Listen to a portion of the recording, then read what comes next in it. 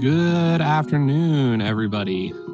We are here today on Speed Gaming 2 with a link to the past randomizer race. In particular, this is the daily race, and we're doing main tourney flags. For those of you unaware, the main tourney this year is standard start with a hard item pool. My name is Radical Sniper 99, and today I am joined by me and DM. Good afternoon, everybody. It looks like we are going to have quite a race for you today. We had a little trash talk between our featured runners beforehand. They're going to hopefully put on a very good show for us today. Yeah, so for those of you who are unaware, what this race particularly means, standard start is you got to do the Princess Rescue. Then you will get a random weapon from the uncle. There's a pool of items you can get for that: bow, hammer, cane of Samaria, can of burn, a fire rod, or a sword, or bombs. And then you do that, and then from there it's just an open seed, 7-7. The other piece, the hard item pool, means you will not be seeing gold sword, you will not be seeing silver arrows, no mail upgrades, no mirror shield, and a maximum of 14 hearts. Now, particularly what that means, the game does place them, but you will never rise above the specified levels. If one runner finds their tempered sword in Thieves Town, the other one may find their tempered sword in, say, Misery Mire. But when each runner goes to check that other location, it will appear as green 20.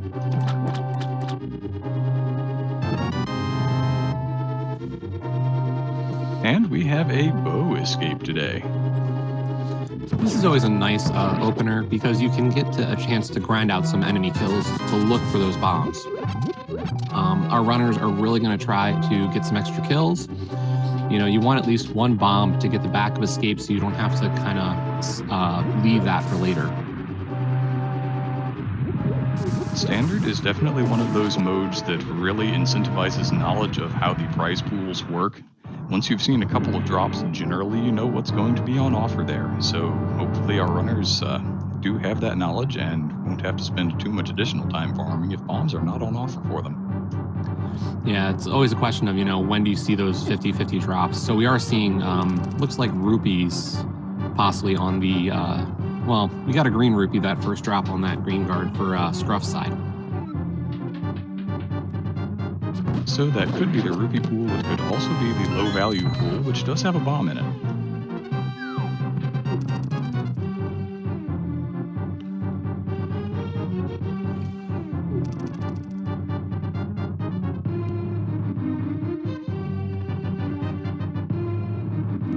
Yeah, we get two different prize packs in the escape sequence.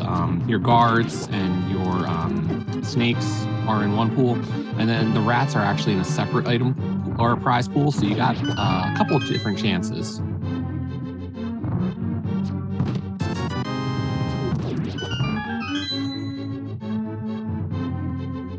And I see the Tabby Cat in chat has gotten me here. The low value pool starts with a heart, I believe, not a green rupee. I missed the fact that it was the very first drop of the pool. Yeah, with how many kills we've seen, surprisingly few drops at this point.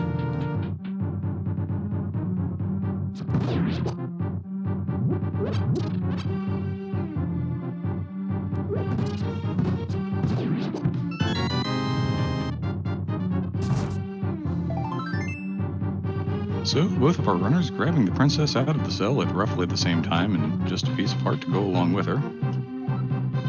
Yeah, we've got one more chance for a chest to have bombs at this point.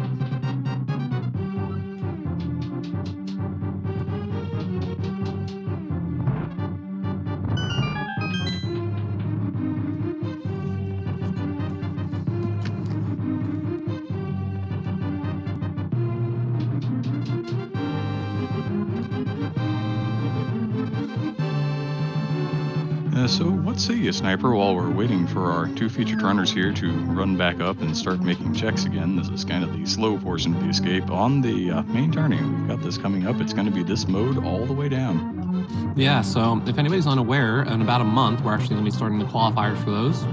I believe there's, 15 or 16 of those? The top 128 runners out of the qualifiers will be making a group stage. So definitely a lot of time for anybody who's interested to kind of get some practice on this mode. The daily race series will be doing a lot of these races. And this is a great mode just to showcase, you know, without some of the safeties, you know, no gold sword, no silvers, so no armor. You know, a lot of talent will have to be shown to get through some of these fights.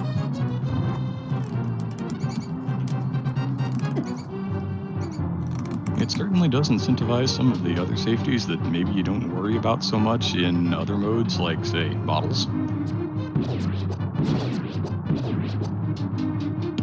Yeah, I think cape's a big one, especially. I find myself looking or hoping for a cape and maybe a half magic. At times, just for some of the, even Ganon can really benefit from that. And hey, we got a bomb out of that rat. Yes, Scruff has in fact found a bomb here. It looks like the rats are simply in the bomb pool.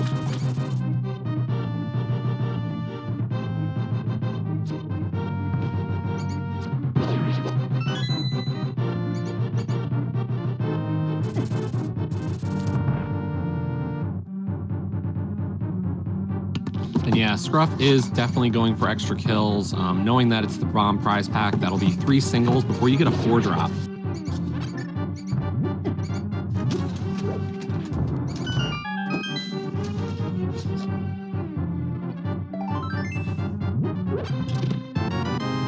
Not a whole lot there in the 3 chests in the side of the back of Escape here. We've got the map and some rupees, really. Yeah, the only thing we're really getting out of there is peace of mind. Yes, the ability not to have to spend a few more screen transitions to come back for it later.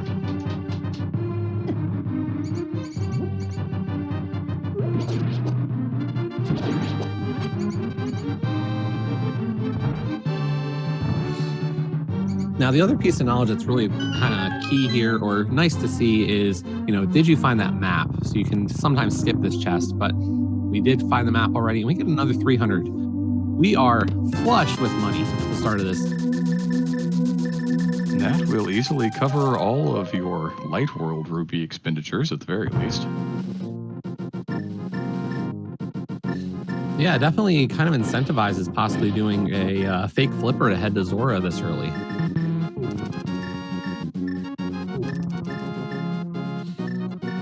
It looks like we will have a little bit of divergence here.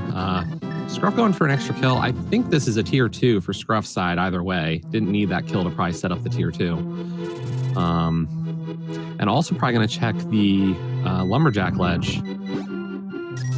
Whereas Technolink is just heading straight into Lost Woods. Personally, I'm on Team Technolink here. I like, if I don't have the boots, to skip that early Lumberjack check. It saves quite a few seconds. I'm probably about the same in this mode. I think if we were in the middle of a key sanity type mode, I'd probably check it just for knowledge. But given, you know, open or a standard seed like this, I probably won't do that. Absolutely. Now, if you're in something like casual boots where you have the boots, you can run up there and make the check more quickly. And of course, you already have the boots, so you know that you can get the item if it's something important. Then it's a little more useful as knowledge goes.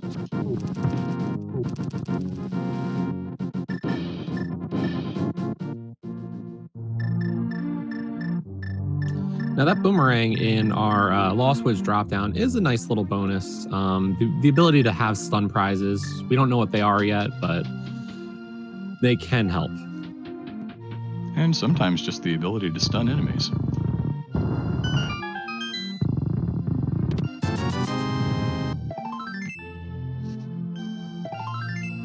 And the stun prize, single hearts today. Certainly not the worst one you can find.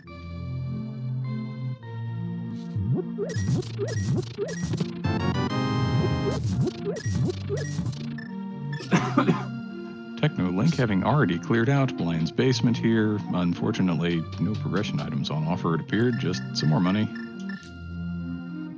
Yeah, still a lot of checks left in Kakariko, but, you know, you usually expect to find something that's going to start directing us. And being the second densest item location in the game after Ganon's Tower, you expect to see things like that glove when you come here bright and early.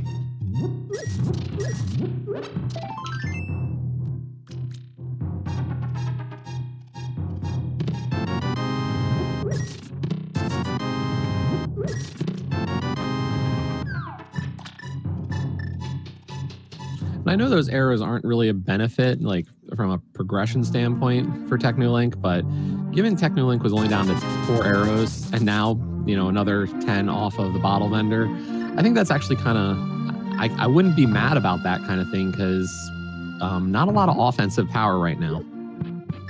Yep, when you're low on shots for your one reusable weapon, you're not really going to complain about having them filled back up. We've also seen the Quake Medallion here in the well, although with no sword, you can't use it yet. And we also get Bombos out of Chicken Hut, so starting to fill that collection.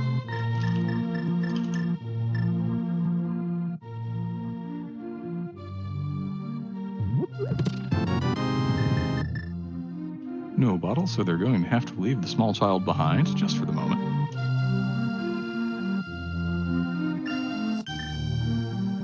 Yeah, not a whole lot. That glove is nice. That was the first piece of our Dark World kit, but nothing in terms of offense or, necessarily sending us in a particular direction. Yeah, it was certainly a rather light Kakariko in that regard, and Technolink seems to be thinking the same thing, is going to blind run the race game. Yeah, this is one of those other things. We talked about the lumberjack ledge. A lot of runners also have a similar principle when it comes to race game. Standard seeds, especially, a lot of runners will say, I will not check this blindly and instead just go down and see if I need to come back. So can save some time, but in this case, not required. Yeah, it looks like we're getting the alternate play from Mr. Scruff Ninja Tuna. He's going to check it first and save himself the bomb and a handful of seconds.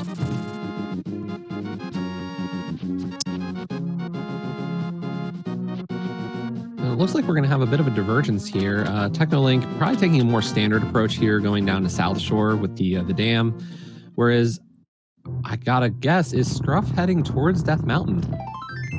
That's sure what it looks like. He's already cleared out the village. He's cleared out the Lost Woods. There's nothing else up here for him.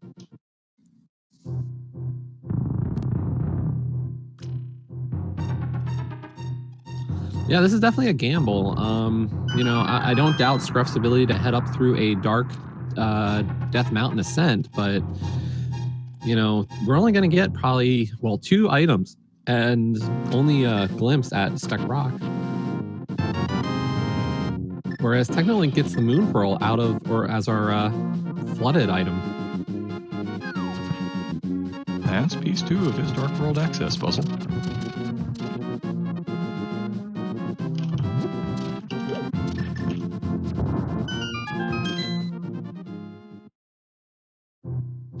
And there's Mr. Scruff, no trouble at all, going through the dark, picking up the old man, and getting 50 rupees for his trouble. Meanwhile, Technolink doing a great job on those mini mold orms with the bombs, where we do get the ice rod and just a bunch of money, really, for the rest. Not much, but ice rod is a good item to find early. It's a nice one to have. It's another one of those peace of mind items. Whether Turtle Rock winds up being a crystal or not, you know you've got it in the bank and you don't worry about what it might happen to be. Exactly. A lot of runners get a little superstitious about this and actually will tell you if you find ice rod really early, it almost guarantees pendant TR, but not always the case. Well, that's fine until it's something like Green Pendant TR with flippers on the Green Pendant and Swamp Palace's crystal. I'm not speaking from recent experience there or anything. Never. And Technolink having to be really careful up there. Those crabs are 2 hearts of damage, so, really safe play there to get through. And a mushroom for making it through. And it looks like Technolink's not going to do a save and quit here. Actually going to try to set up the fake flipper.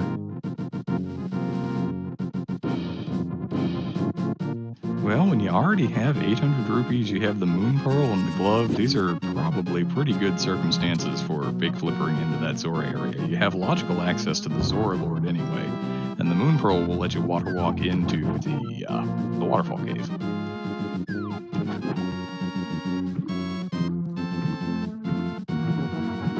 nice setup there by Technolink getting into the water. Just has to be careful to avoid anything. And then if Technolink actually can do this, we have the equipment for a splash deletion if Zora Ledge is required.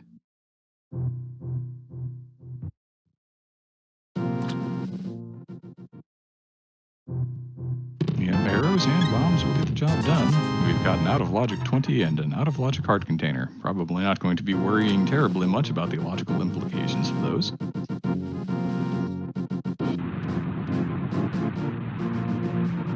Mr. Scruff throwing his boomerang at the generous guy in Minimal Worm Cave. Not terribly pleased with the items on offer, I think. I mean, he just gave you some money. That's not the worst, right? We still have some use for money.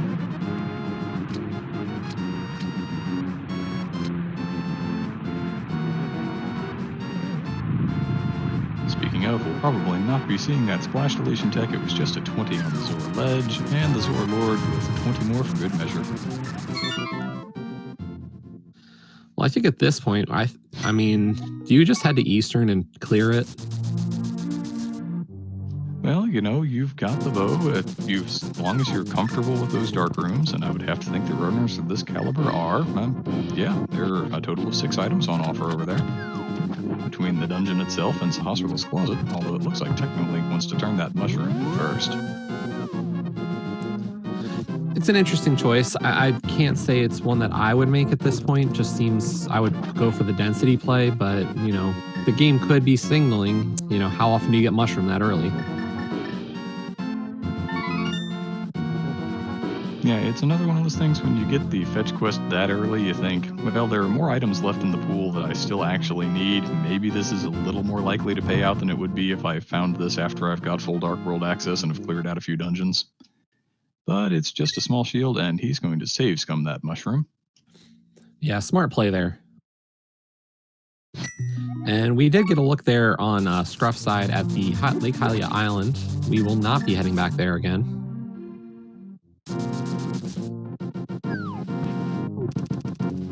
No, that's another one of those good pieces of knowledge to have. It's one that I unfortunately managed to bypass more times than I would like to admit, and sometimes it comes back to bite you later if you don't have that site check done early. But yeah, we're really down to 2 major areas of checks here. You know, it's this eastern area or it's Agena. And based on sheer density, I think you have to come here first.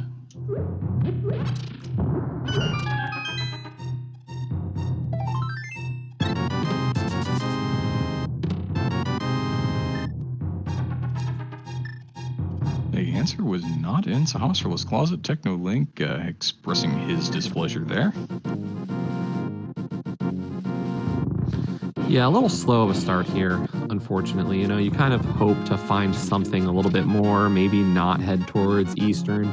Luckily, it is a crystal, but yeah, you kind of hope to not have to make these plays or that you have a way to get into Dark World already. Well, at least in this case, you think, we started with the bow, it is a crystal, we're going to have to clear it out eventually anyway. If I have to come here, these are the circumstances under which you want to do it.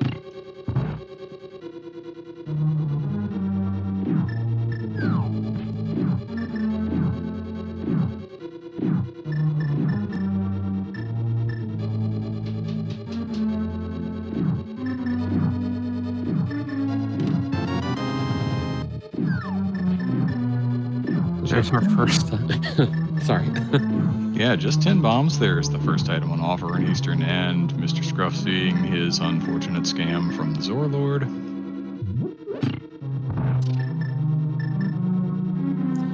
Yeah, a very rich seed here so far. And unless the next couple of items in Eastern and the item at Agena are something like Sword Cape Lamp or Sword Lamp, we know that we're going to find the hammer because we don't have enough checks left to get us up to Aga Tower gear.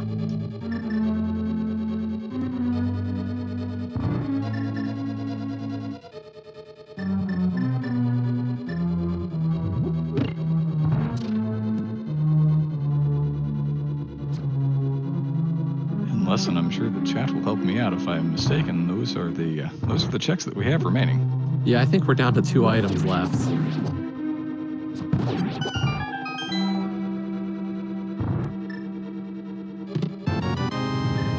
A question in chat, what is hard item pool? Hard item pool means that there are certain items that you will not reach in the course of your item progression. You will not find more than the tempered sword, you will never find a mail upgrade, you will not find silver arrows, and a handful of other things. And there's our Dark World access with the Titan's Mitts out of the Eastern Palace Big Chest.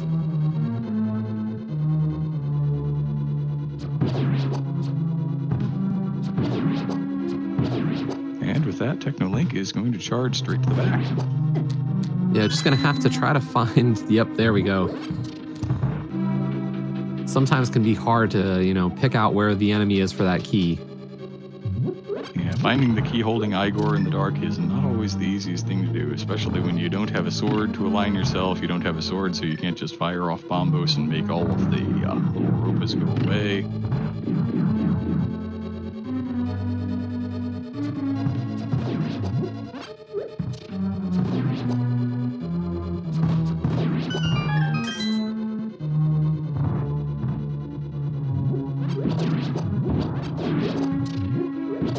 That's a creative strategy. I haven't seen that one used for the for this pre-Armos fight. Nice way to save some arrows. Particularly regarding the existence of the bow in hard item pool, both of the bows are placed, but you will only ever be able to find one of them. The other one will revert to a green 20. Yeah, this is going to be a really interesting, I don't want to call it a visual trick in this mode, but a good way to kind of think of it is imagine you see a heart container on the library ledge or on the library shelf, and then later in the seed, you've actually collected the max number of heart containers. If you went back to that library shelf later with the boots to try to collect it, it would actually change into a green 20. So everything is as it should be, but once you hit the cap for something, that's when they all change, or that's when items change into those green 20s. And Technolink picking up the first crystal of the game at 21 minutes and change.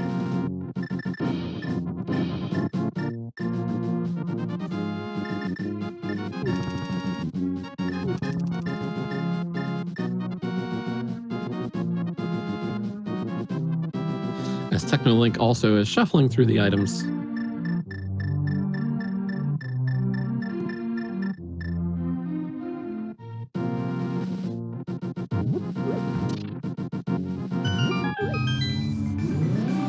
And yeah, we don't have to worry about any functionality changes for this mode. This is strictly a hard item pool. There are no functionality changes for this flag set.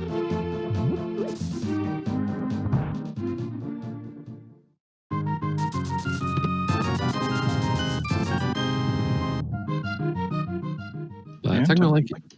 Go ahead. Sorry. Yeah, Technolink in a Dark World chest game gives us our first bottle. That's nice, although with no mirror, not going to be taking that immediately over to the small child.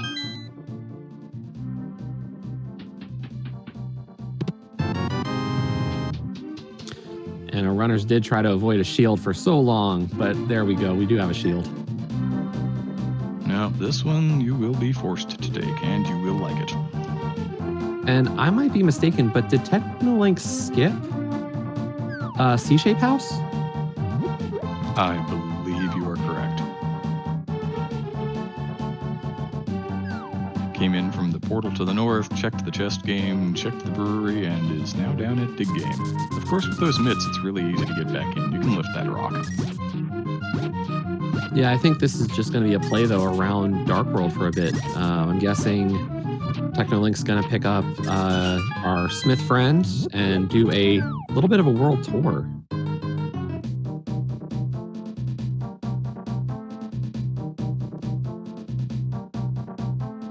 It's certainly a possibility, and we'll see here momentarily.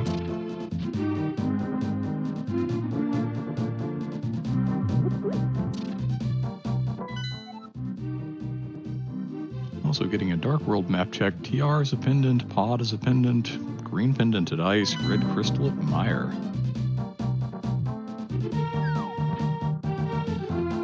Well, there you go. I mean, you said it. We have a pendant TR. I guess that whole idea of early Ice Rod is always going to hold true, right? Yeah, it'll always hold true right up until it doesn't.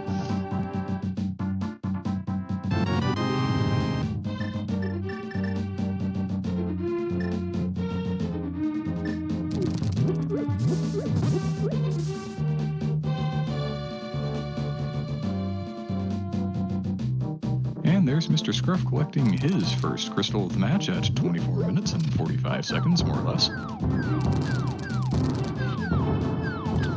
Oh, we do have a hook shot. I guess that was off of Stumpy there. Yeah, I was looking at the end of Mr. Scruff's Armos fight and missed that.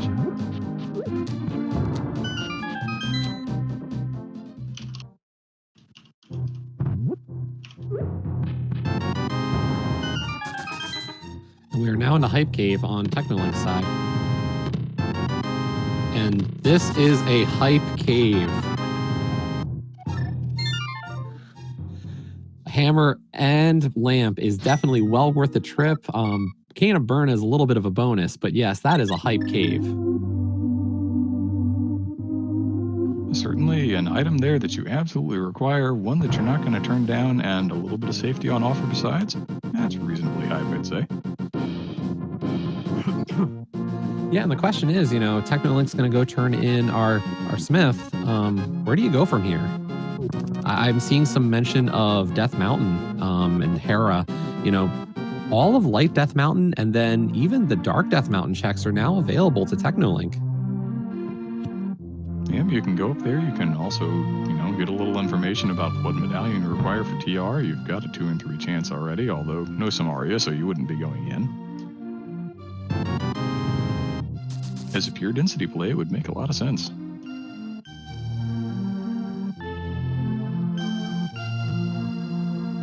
Meanwhile, Scruff is into Skull Woods. Gonna check out first the big key chest.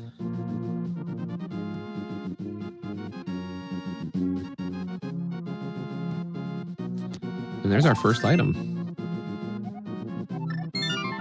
Yep, you come back to the middle first here, even when you don't have the fire rod, hoping that you can get your hands on a small key to make the front a little nicer.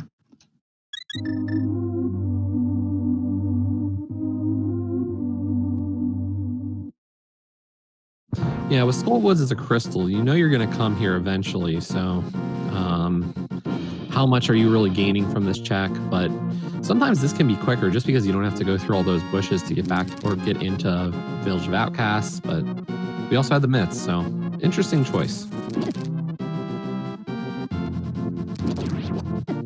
Yeah, you also wonder, I know some runners who really like to make this check when they don't have particularly the hammer. Also, when you don't have a nicely repeatable weapon like, say, the sword. Maybe you're looking for the sword so that you can go down into the Thieves' Town area a little more comfortably.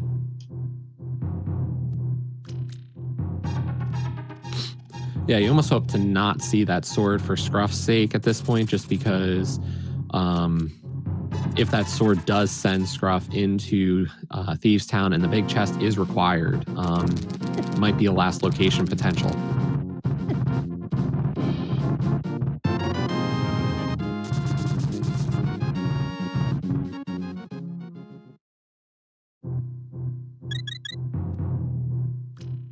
And you were correct. It looks like Technolink is going to attempt to avail himself of all of these checks up on the mountain now. Yeah, I think, there's a crystal here for sure. This is, there's work towards completion. Hopefully this can be the one mountain trip for the seed for Technolink. Yeah, I can't blame this kind of play. The other option, of course, is Thieves' Town, really, without a sword. Hammer Blind is not the most difficult fight, but a lot of runners aren't fans of it. Especially with Hammer Blind with a backup of Berna in Technolink's case. So you could get through the first phase, maybe 2 with the hammer, and then if it's going a little sideways on you, you just get out the safety that also does damage and clear it out.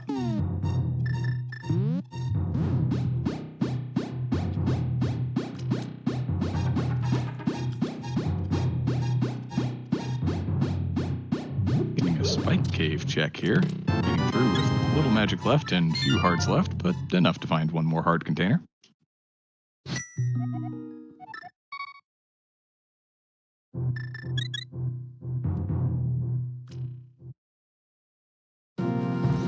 And we did just see C-shaped house from Scruff, just a piece of heart. So I don't believe, as we said, we don't think Technolink checked that, but it will not hurt.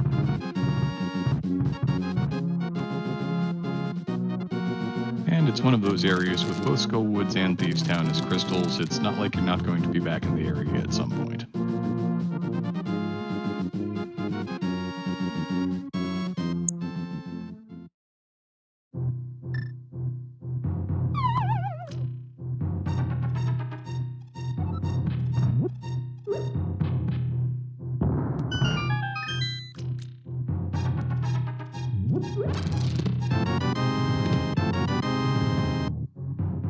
Near simultaneous green goo pickups there. Mr. Scruff finds the one in the chest game, and Technolink gets one in the first 2 checks of Paradox Cave. Was that a green or was it a blue on a Technolink side? I thought it was blue. I could be wrong.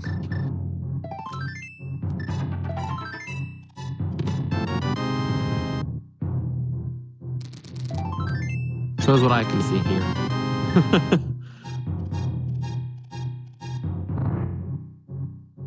Chat very quickly all correcting me. That's what they're there for. They keep us honest, and there are so many more eyeballs there than the 2 of us have between us. We can't even match Vitreous, but they sure can.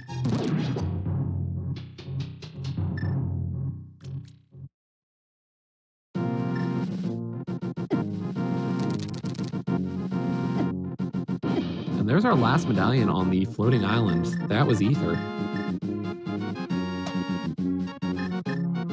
Yes, it was. You can kind of count that as a complete coin collection. You need to find the mirror first, of course.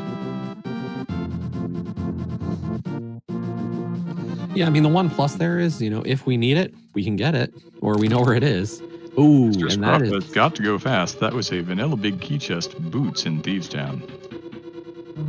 Yeah, that's a nice find. Really good, and Scruff is leaving Thieves after getting those boots. That makes a whole lot of sense in his case. He does not have a weapon yet that will actually do damage to blind, having not yet found the hammer or the blue cane, both of which are in Iron Cave.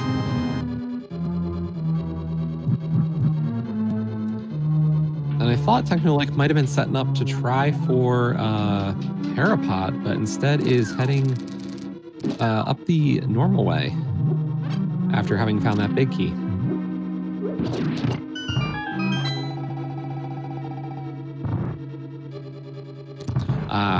That's right.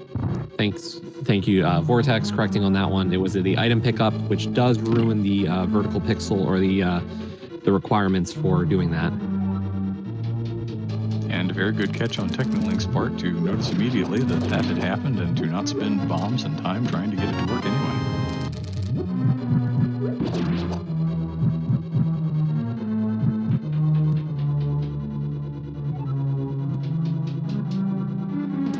Sorry to Zaru. You're right. Deruvian also pointing it out. Just the line above.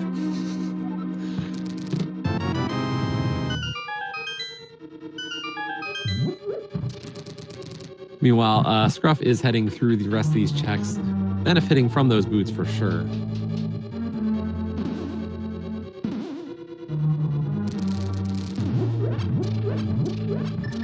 It is a decided advantage that he has on his side for the moment.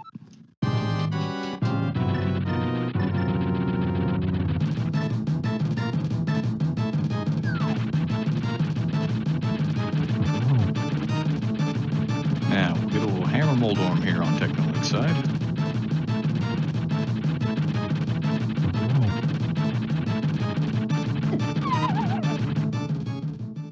And Trolldorm lives. Unfortunately, I already had the 2 hammer hits in, just needed to get one more, but the worm said no.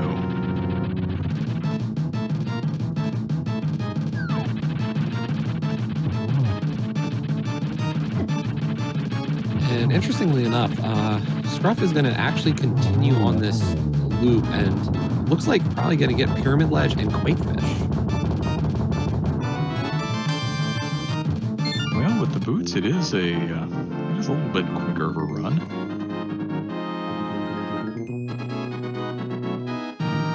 Just going to have to be a little bit careful here, down to 1 heart, and really everything left here is just going to easily take you down.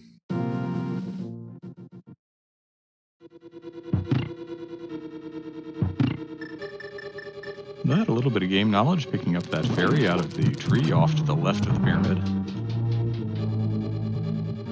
And Technolink with a second crystal at 34 minutes and change, and now has a basement run on offer because Moldworm had a small key.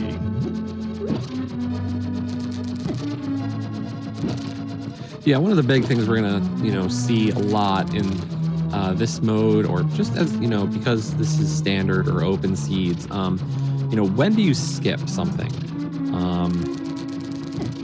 We saw early, we talked about it with checking the Lumberjack Ledge or Race Game. These are minor skips or probably not going to hurt you too much.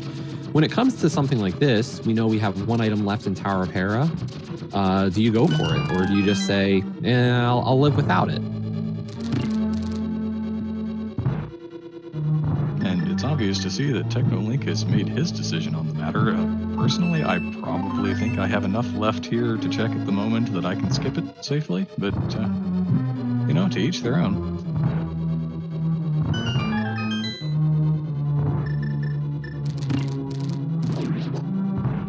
Just a green 20 on the Quake Fish there for Mr. Scruff.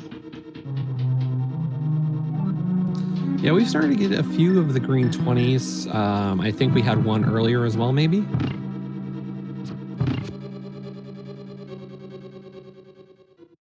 So I think we've definitely probably found either both of our male upgrades or possibly even silvers at this point.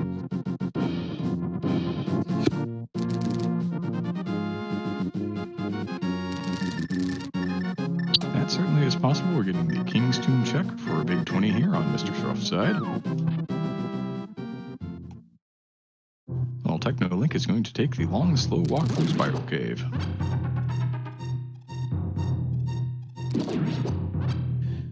Now, here's a little thought. When you get down to the bottom of Spiral Cave, do you just go into that bottom portal and head into Dark Death Mountain, or do you climb back up with the possibility to open up TR for later?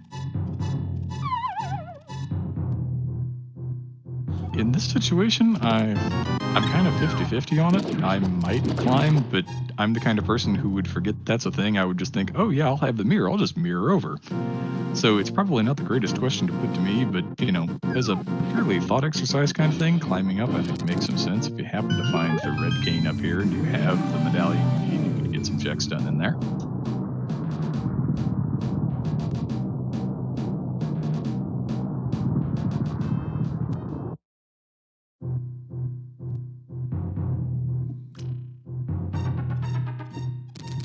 Yeah, knowing it's just a pendant in this one, and we'd be so far from having real access to anything in there. I agree with not doing it. And yeah, shows my smart knowledge here. Chat very quickly reminding me, no sword, doesn't matter anyway. Yep, no sword, no red cane. Well, there's the sword, so we'll scratch that off. Let's find the fire rod. Now, if we can just get that big red cane of Samaria here in the hookshot cave, that everybody will start to wonder, was the commentary a curse or a blessing?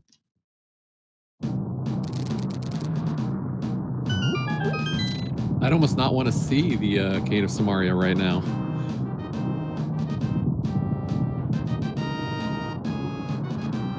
That is Bombo says the requirement for per rock.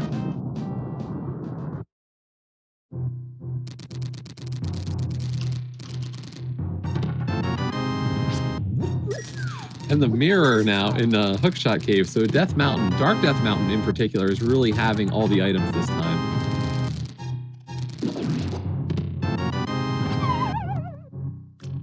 And hopefully Technolink, yep, it looks like Technolink remembering, hey, there's an ether medallion back here. Let's go get that floating island item. Well, he's up here right at the moment. If it happens to be what he needed for Meyer, he can spare himself another long climb of the mountain by just grabbing this now. Spend a handful of seconds to hopefully save a minute. Meanwhile, Scruff is back into Thieves Town. Only real problem for Scruff is just not having the sword. So all these dashes are a little bit more worrisome, I guess would be the word for it. That's why he's going to turn on the Cane of Berna and just run on through anyway.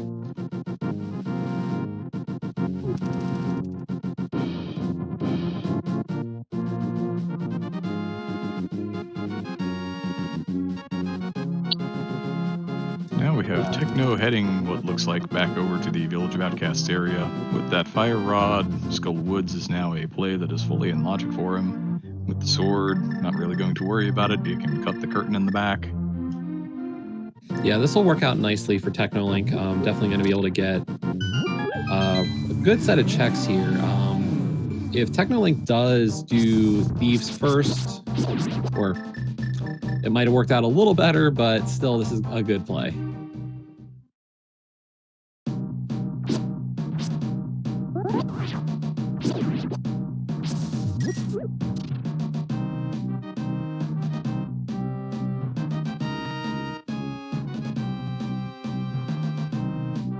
Looks like he's going to head at least to the middle and maybe straight to the back. We'll see if he stops off and tries for this middle chest first.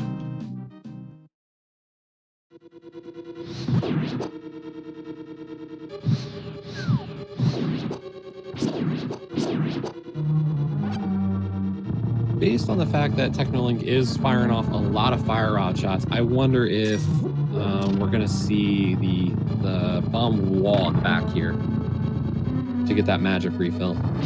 It's certainly possible. Also remember that he does have not one but 2 green goos on offer.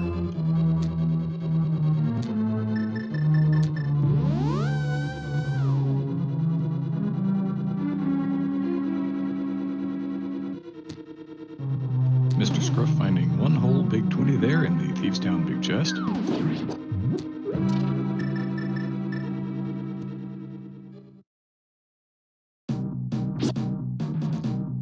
Yeah, not a whole lot of progression in either of these locations, but these are crystals, so bringing us closer to that end goal.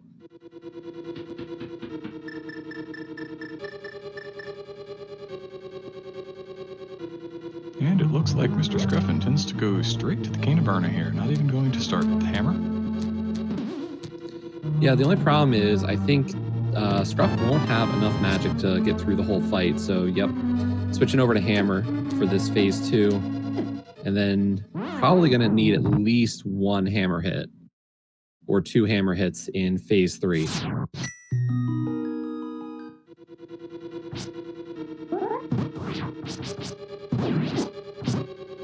Looks like he's getting a little bullied here in phase 3, but enough magic to get not the job done. And the green goo does not come out. The hammer, maybe? No, back to the green goo. Yeah, unfortunately, it looked like Scruff was setting up for that hammer hit, but, you know, blind really, 2 hearts of damage if blind touches you. So, really heads up to focus on dodging instead of going for the kill at that point. And that is Scruff's second crystal of the match at 43 minutes. Evening up the crystal count with his counterpart here, Technolink.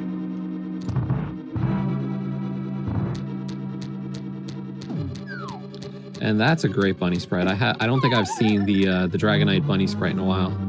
Yeah, that is a pretty good one, isn't it?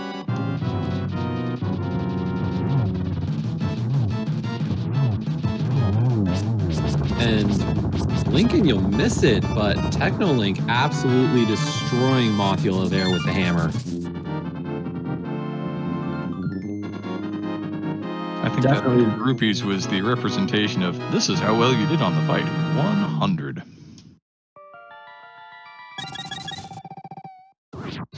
Yeah, that was an amazing fight there from Technolink. Really can't do any better on that fight.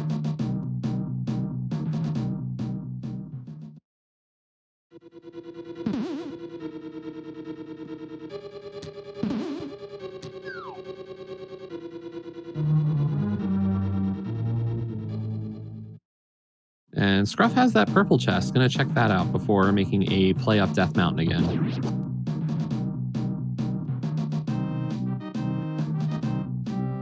It seems to me, at least so far, that Scruff is trying to play maybe a little more thoroughly than Technolink is. Yeah, we've definitely seen throughout that Scruff's making more checks along the way. So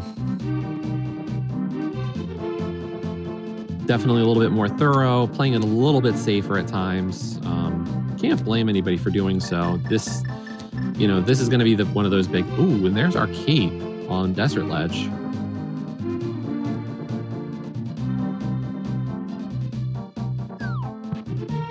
It's nice to have the boots to get over there to check that in a more timely manner. It is a long, slow walk without them.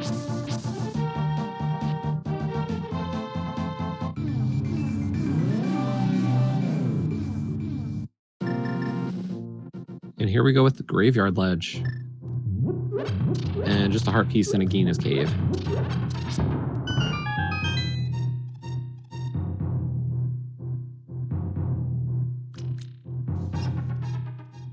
Unfortunately, not a piece of progression that he was hoping for, but it is kind of the end of his route, and he can get the save and quit and head up the mountain now. So at this point, we're going to see Scruff and Technolink retrace each other's steps. Scruff's going to full clear the mountain, whereas Technolink will be doing Thieves Town, it appears. So given what we know, what's next really for these runners to really find progression? I think we might have to head into Pendant Pod soon. Yeah, Pendant Pod seems like a very high likelihood at this point. I mean, you could sequence break into ice, but then you're leaving the flippers behind somewhere, and you're going to need to find them for Swamp Palace.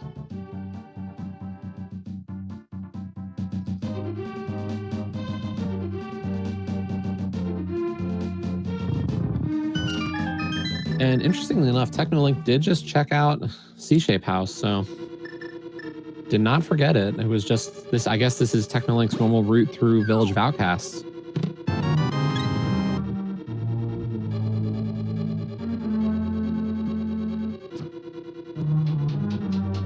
Yeah, it's one of those things. As long as you remember it, if you check it when you're back in the area, then it doesn't really hurt.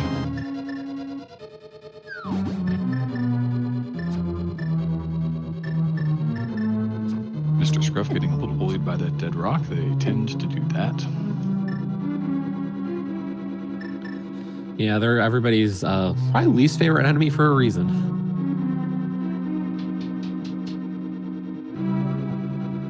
Them and the Zeros down in the swamp area. I kind of go back and forth on them.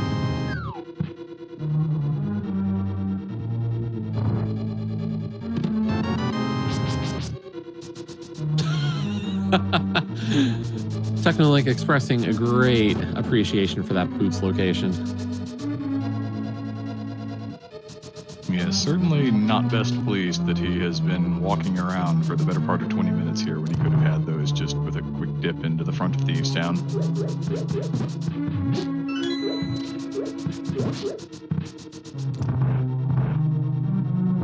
But at least with the sword in hand, he'll get maybe a little better use out of them than his opponent did.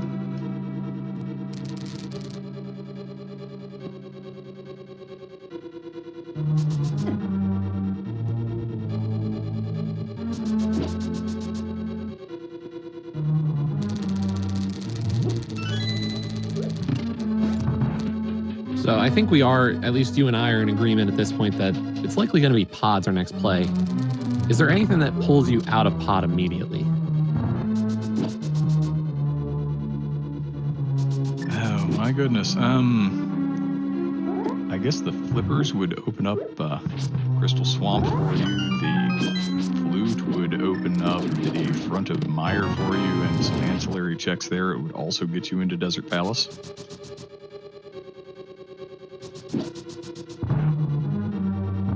Yeah, I mean, that's the hard part here, we assume we're going to find one of these items. Whether it's the flippers or the flute or even the Cane of Samari here. When you find them, how much further do you want to go and do these dungeons? do you want to find, could another item of progression be there? Could you find possibly a Master Sword? You just have to, make that call on what you want to still do.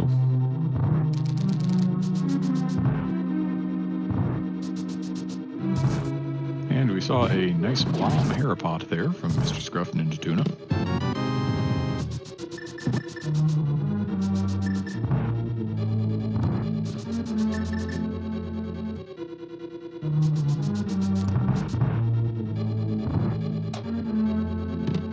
But you aren't right mentioning that. The sword is the other outstanding piece of the puzzle here.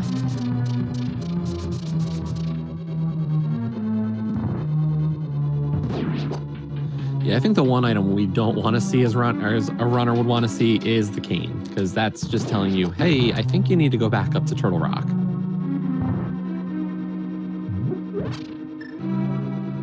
Yeah, if you happen to see Samaria in Pendant Pod, I think that's the one that guarantees you're going to stick around and see if you can't find anything else.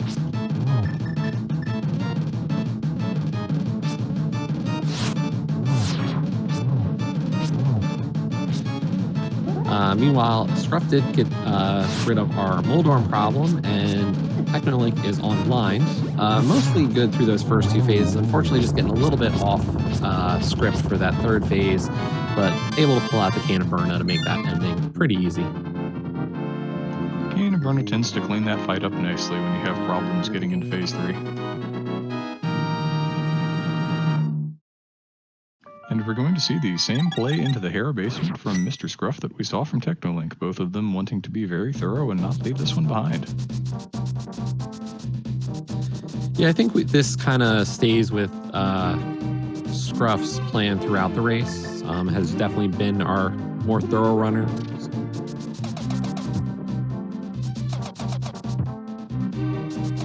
Technolink has made a few skips at different places so far, but nothing too drastic.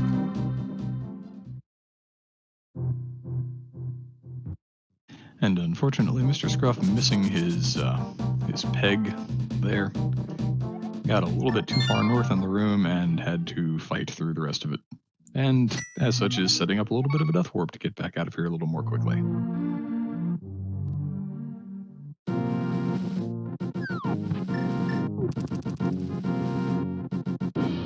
But the piece of part says, Oh, no, you're not. Oh, that feels terrible.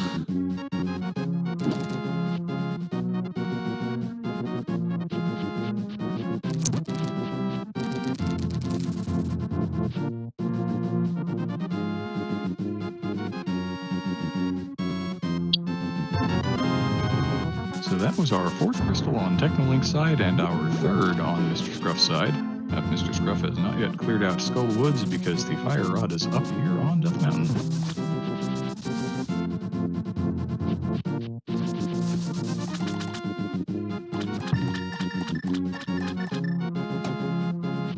It does look like Technolink is heading into Dark World from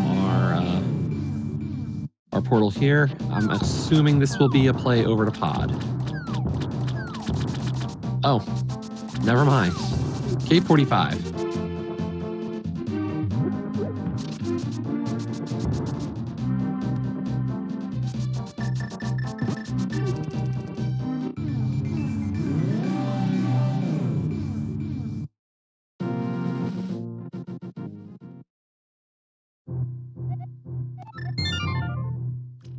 Just 10 sticks and he will leave it behind.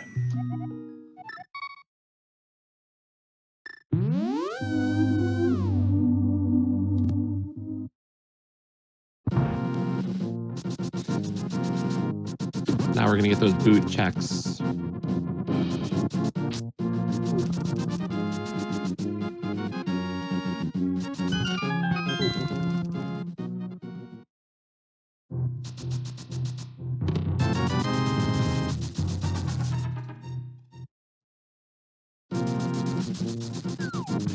Mr. Scruff missing his hookshot clip there in Super Bunny and has to go the roundabout route.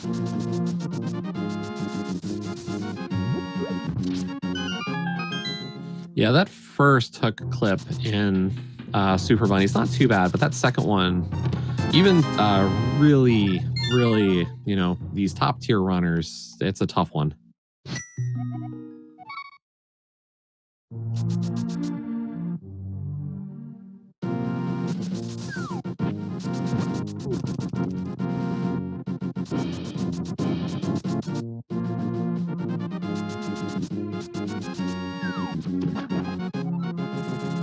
Looks like Technolink just taking a quick glance there at Highly Island, seeing that red 20 on it, and yeah, something you don't have to worry about any longer.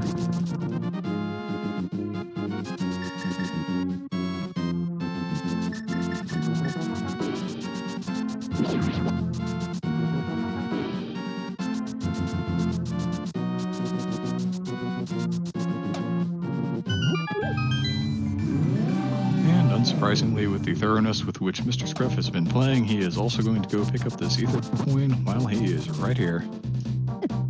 Yeah, if we had that flute already to know, you know, what our Mire medallion is, it'd be great, but nope, we are not given that luxury today.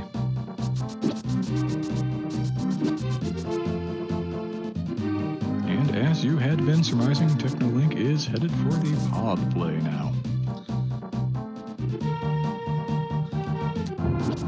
I mean, eventually we're down to one item, right? Or one location left for checks. I had to be right at one point or another.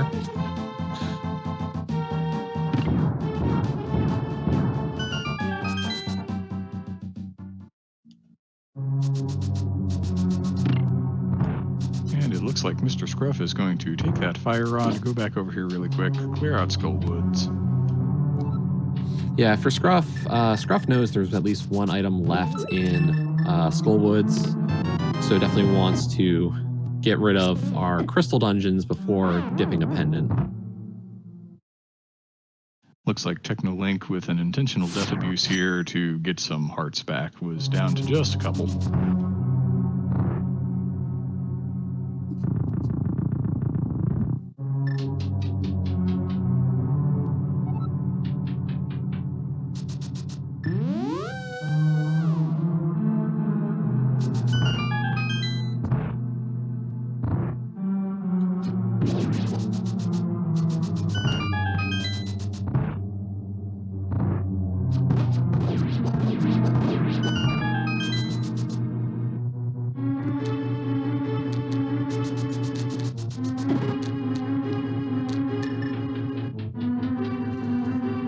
So let's see what we start finding here in Palace of Darkness.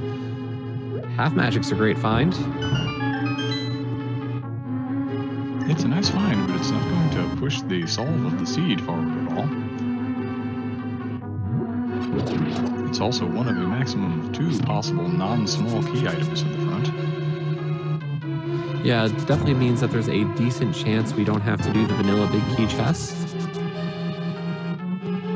But given that Technolink has found 3 small keys, I think you just go for it. Yeah, you don't want to leave it behind, especially if it happens to be a vanilla big key, which seems for me to be about a 50% chance in pod these days. You don't want to leave that big chest behind.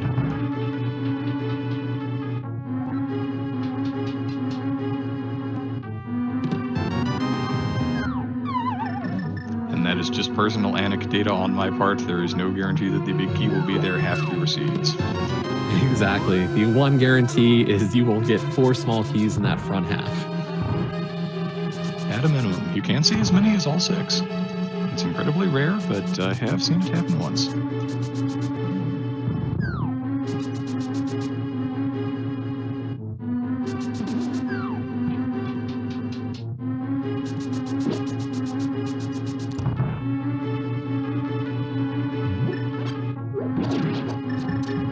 Mr. Scruff, having safely cleared out Mothiola, has evened the crystal count for 4.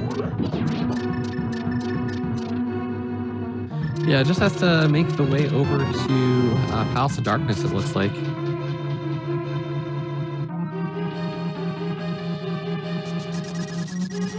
Not immediately saving Pudding, however, so I wonder if he has something else on his mind here. Maybe he has not checked the northern section of the Dark World here. Yeah, I think this is a graveyard ledge check, or maybe Cave 45 for Scruff.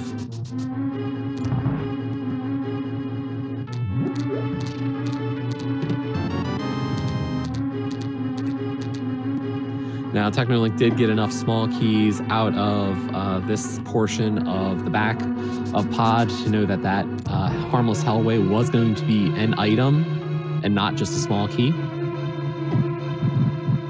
But yeah, I think at this point, no matter what we find here in the Dark Maze, I think we're going to see Helmasaur now. That seems entirely possible. That once you've gone this far into the dungeon,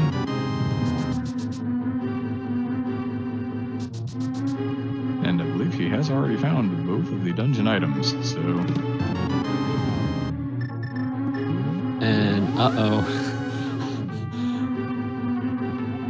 And the pause for thought. Yeah, this is a tough call. Is that enough to leave? Can I leave on the red cane? Do I go to Pendant Turtle Rock from Pendant Pod? And the answer appears to be maybe so. I'm curious what the play here is for Technolink. Is this this might be a Pyramid Ledge and a Quakefish check. Oh, I'm having a tough time on this one.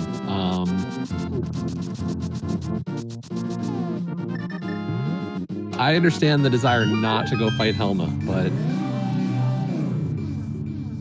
if you're gonna not do Helmasaur, I think you have to just go straight to the mountain if that's your play. Like if the Cane of Samaria is enough to take you outside of Palace of Darkness, I don't think you go do this. No, I think you have to follow the density if that's going to be your play out of Pod after finding the red cane. But we'll see. Technolink's the one racing, and we are not, so this is the decision that he has made, and he will have to live with consequences, good or bad.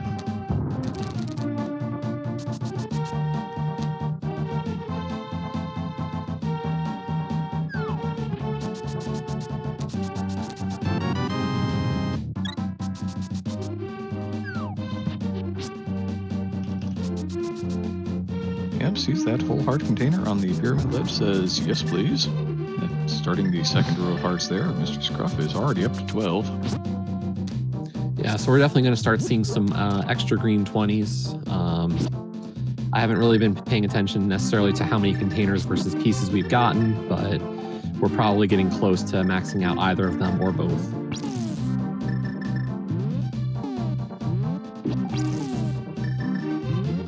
Looks like Technolink intentionally expending some magic so that he can burn his green potion, probably going to replace it with a blue here.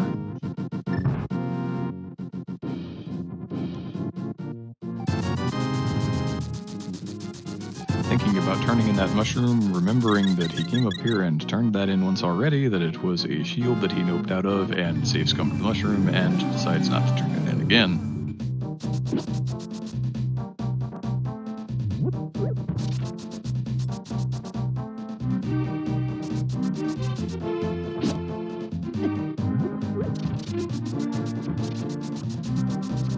Yeah, we're seeing in chat, some discussion. You go into ice here. Ice is, of course, our green pendant, 3 items, as well as that green pendant turn in. But, how much are you really going to get out of ice, or how much is possible to get out of ice? The one item that could be there that is necessary, of course, is the flute, but you're not finding flippers there. So not necessarily a lot of chance to bring us closer to go mode. Yeah, and if the flute is there, you know that the flippers are not going to be flute locked, which, it's good knowledge. It's not a bad thing to know that, but it still kind of just points you back to the TR play that the red cane is already pointing you at anyway. And it looks like Technolink is actually going for fake powder. And, as we said with the pod exit, I think Technolink really should, if this was a look at TR being the play, I kind of disagree with all these extra little one-off checks. Yeah, it'll be really interesting to ask in a post-race interview what the thought process was behind noping out the red cane with an item on Helmasaur King and then making all of these little ancillary one-offs.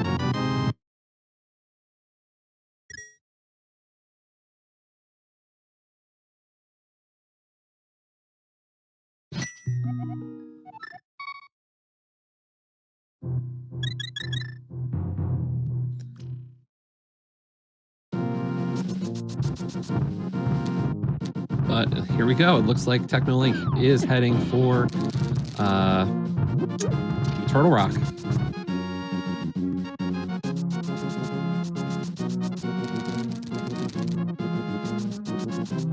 This is pretty clearly what the seed was signaling him, unless, of course, the flippers or the flute were on Helmasaur King, and given how thoroughly Mr. Scruff has been playing, we'll probably find that out here in the next minute or so. You know, provided that one or both of them does not show up in Technolink's Triple Rock Dive.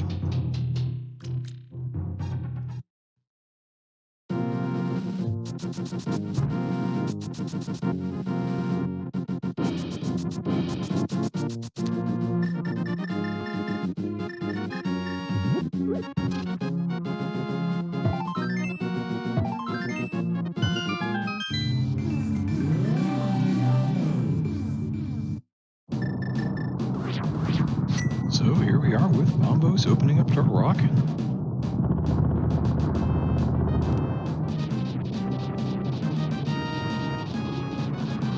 And, you know, as I said with Pod, what gets you to leave TR? Is flute or flippers enough to say, I'm out? I think for Technolink, it's a guarantee that one of those items will pull them out. I think in my case, finding one of those would be enough. That unlocks either the flute unlocks both Mire and Desert for you, or the flippers unlock the 6 items in Swamp Palace. I head right there and think that the seed has placed my final Go Mode item right where it wants it.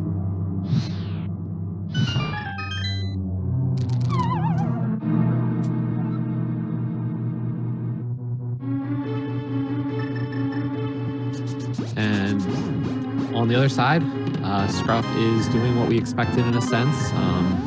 You know, finding that cane and saying, I still got an item here.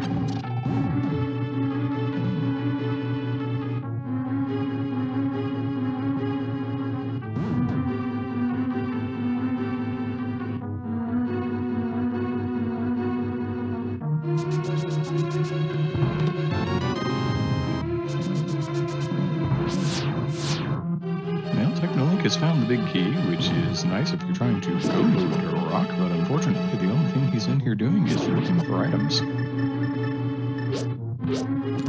I guess it's still nice to find it earlier than later, but I don't know if it really helps or hurts in an item search capacity. Yeah, we have one crystal or one pendant we can't technically clear in Logic. That, of course, being Ice Palace, but TR and Pod are full clearable right now.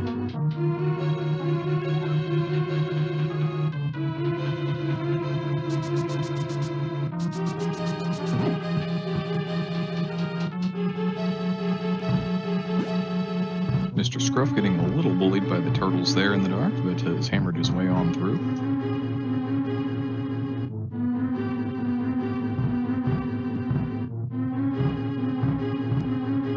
And I see we've reached that time a little beyond the hour mark where chat starts speculating about just what madness could happen to turn this into a bed seed. And just how bad could it get?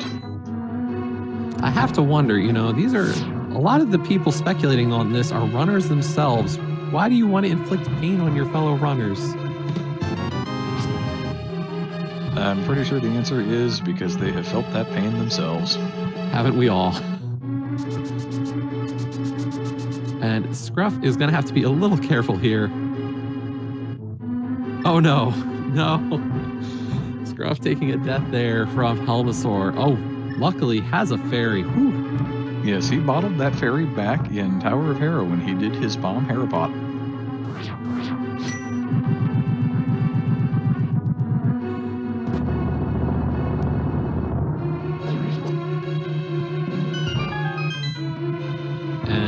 Unless this is a pedestal seed, that Helmasaur kill was not required, so decent reason to duck out on Technolink's side.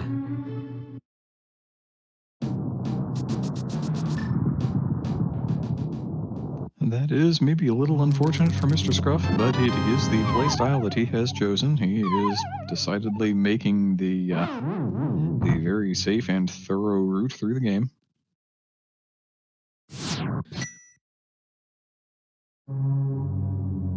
Technolink taking a death there on the big chest screen. I'm not sure why necessarily, but gonna head into Mimic Cave now. I think that might simply have been for the health refill. Yeah, I'm just surprised it was done before Mimic Cave, to be honest. I don't disagree with a health refill, though.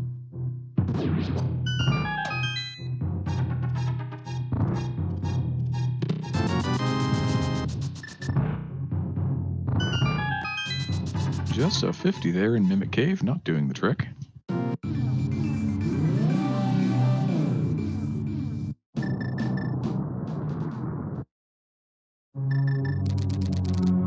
But Scruff is gaining ground here.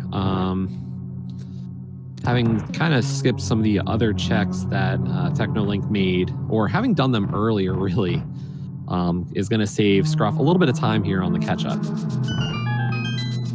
The choice to be more thorough does mean that you can be a little more efficient with things that have become one-off checks for Technolink. And there is the flute in TR.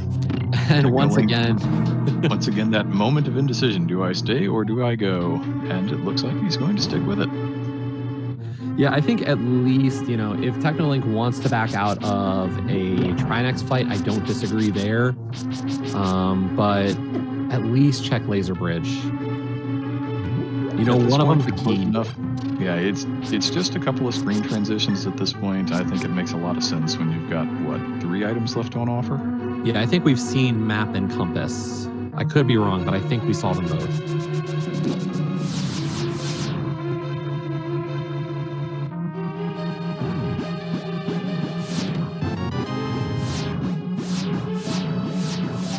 Technolink not going to mess around at all with any potential laser skips, just going to turn on the blue cane and walk through.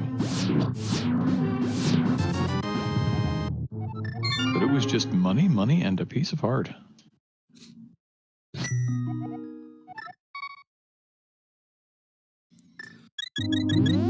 I still don't think it's a bad idea, at least. It just unfortunately didn't pay out with anything.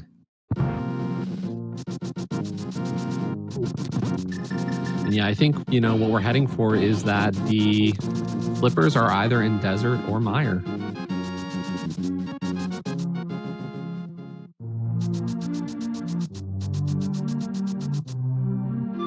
That seems likely at this point, unless we had an item left on Trinex.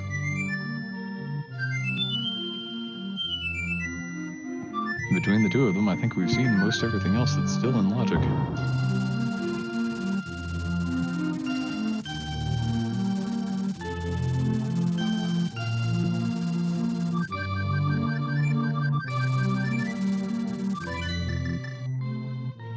Yeah, the only other big issue in this seed, of course, is another sword. There are. Yeah, go ahead. Speaking of all this anecdotal evidence we're giving, I've almost felt like in all the extra hard seeds I've done in the past, month almost, I feel like I'm not finding swords as easily.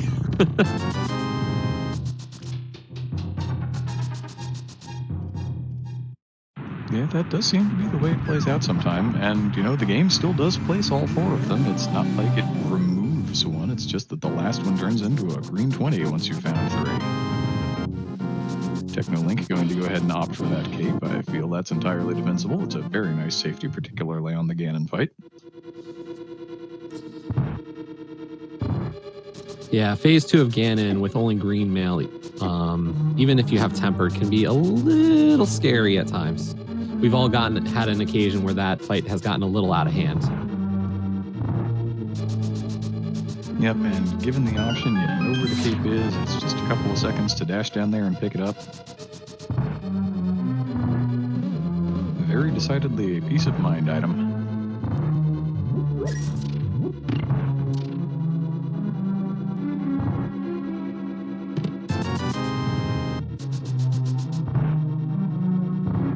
And the parade of big 20s is beginning. Yeah, once you reach 13 hearts, yeah, you're going to see quite a few of them.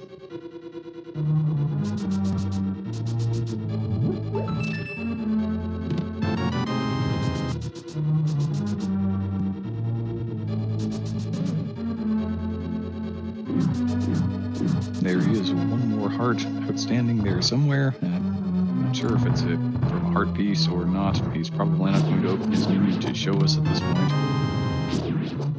Yeah, if we got a menu, we might see, but unfortunately, or fortunately, if you're a runner, the advent of Quick Swap has really been a big benefit for speed.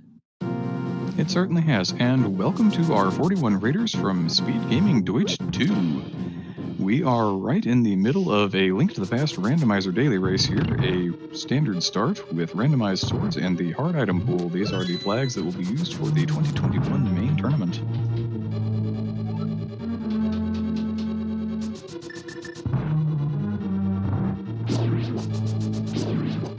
Yeah, if anybody's interested, didn't get a chance to do today's daily race, there are a lot of, not just the daily races, but about, I want to say, 40 to 50% of the daily races right now are going to be the tourney flags. So a lot of opportunity to get some practice in before the main tourney starts. Qualifiers will be beginning next month.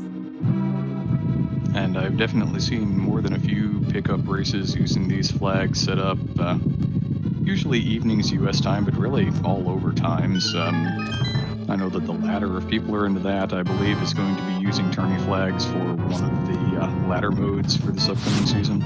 So there are a lot of chances if you want to get out there. It's not just Speed Gaming Dailies that are doing this. You have chances upon chances surrounded by chances to do random swords, standard hard item pool, and get ready for your entry into the main tournament.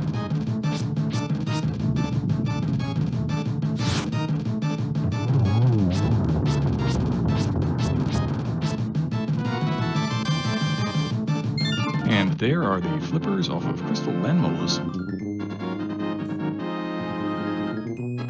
That is crystal number 5 for Technolink at 1 hour and 16 minutes and change. Yeah, we're just a sword away from go mode. Oh boy.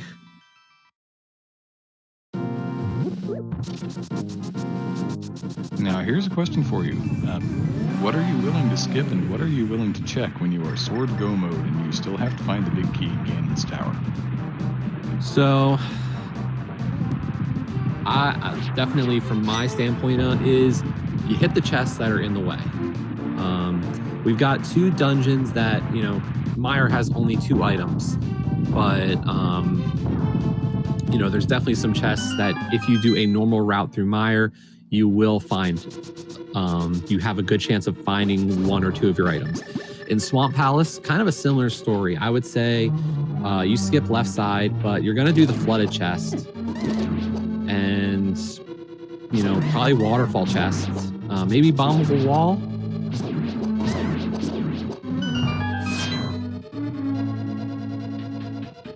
I don't know. I think you just have to assume you're going to find a sword somewhere left because you've done everything else. So there has to be one in the way. I see that you and I are of very similar minds here. I don't think we'll see anyone do something silly like dip into Pendant Ice looking for a sword unless they've already cleared out GT. Yeah, I mean, I don't even know if you clear out GT. I think unless you get a big key in the first 5 checks, I think you're still gonna do, a good thorough run of basement.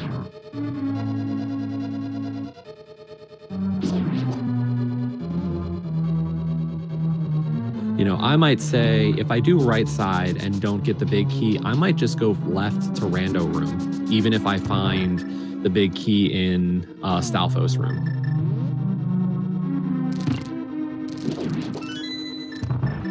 Yeah, and that really is the question. What kind of play will we see if a sword does not just happen to turn up in the way?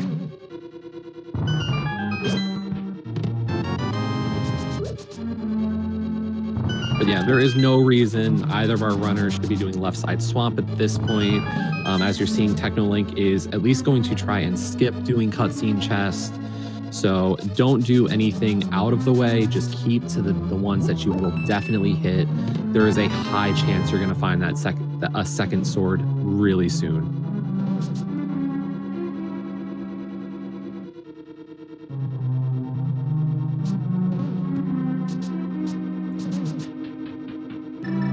And there we go with that rail clip on Technolink's side. Nicely done. Yep, that is a fun one. It looks impressive. You have to get it really quickly for it to actually save you time. And yes, as chat pointed out, hey, we're going to possibly see Fighter Sword Vidi. Definitely one of the scarier bosses. That could be another one of the reasons that Techno went ahead and grabbed that cape. The Gain of Burna would not enable you to sword spin, which you would need to do damage to those eyeballs with Fighter Sword, I believe. Otherwise, you're down to something like the hammer or expending all of your bombs and arrows, neither of which are terribly fun.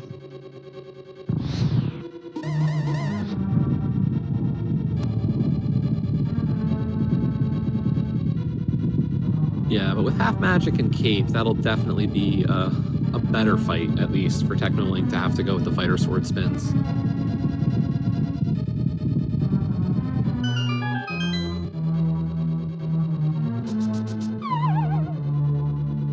And here we are with a big key in its vanilla location.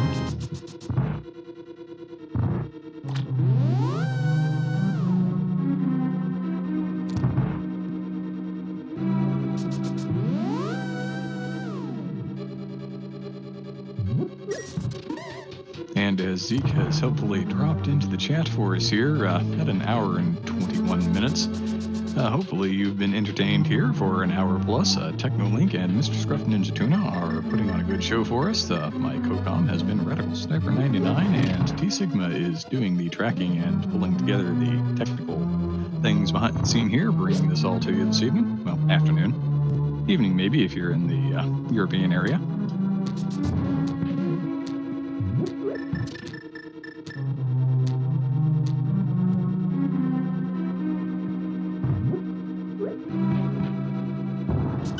Scruff picking up his flippers off of Landmula's, appears to be leaving the cape behind.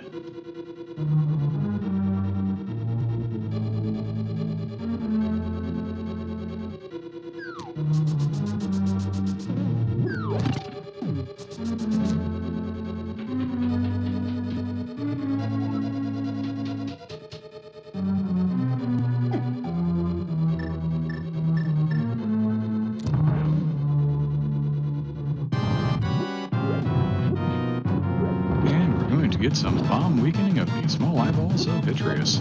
Technolink is going to expend quite a few explosives here to try and make the second part of this fight a little easier.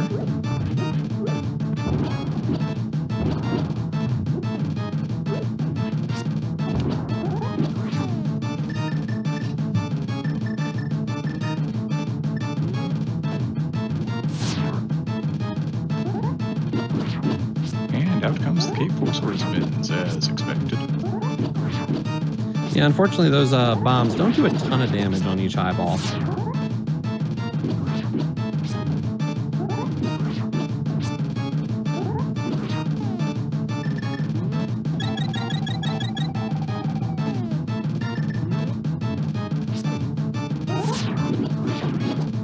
Looks like the blue potion comes out so that we can see yet more cape and Fighter Sword spin strats. Yeah, and even if this isn't enough to get through all the eyeballs, 30 arrows is plenty to finish this fight out.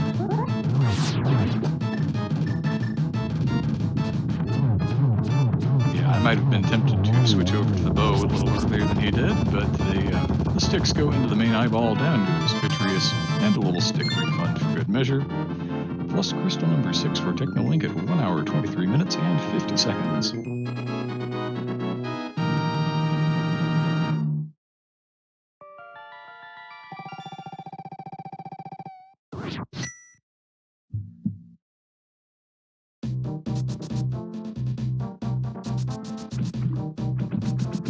I think we're going to get a quick checkerboard cave check here from Technolink before he leaves the area.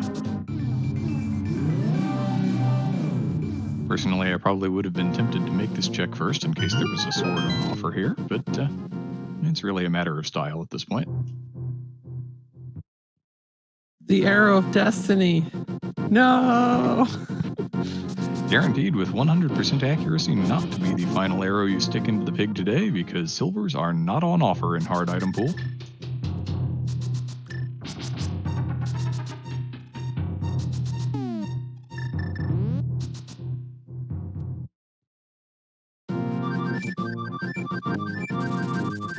And unfortunately, Technolink realizing I don't have any bombs.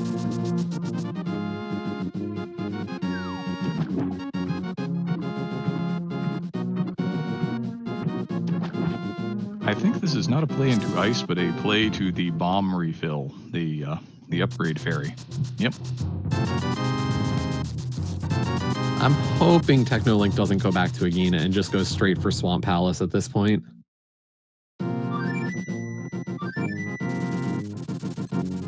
Getting that bomb refill, you would think, yes, even going to Swamp, maybe he intends to check that first chest in the bombable wall.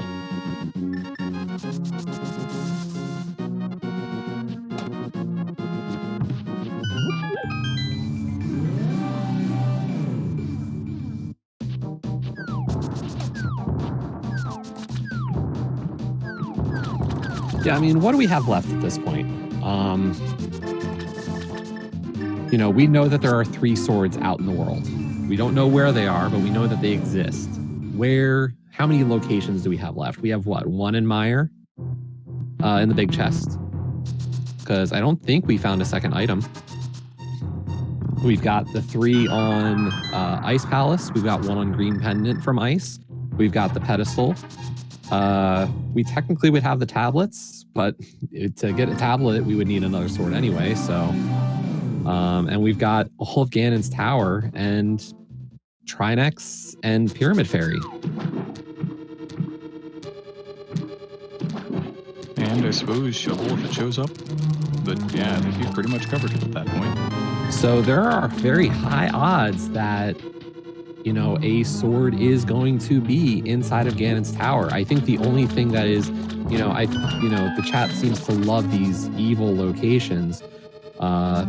Head sword with book blocking the other 2 on the tablets.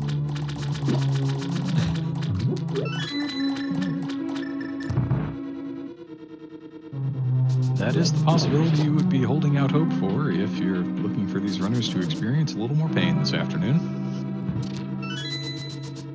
And really, this is Technolink's 7th crystal. So, Technolink had noped out of Pod, noped out of TR, whereas Scruff, has been a little bit more thorough on some of these clears.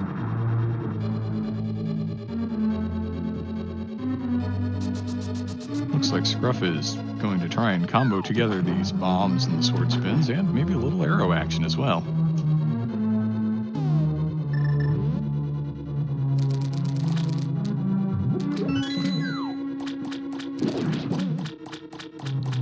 I'm not sure on the magic use here, as you know. Okay, this is a choice from Scruff. I haven't thought of this as a use of just, activating the cane right as Biddy's firing lightning. But having not picked up that cape, this is definitely a riskier fight.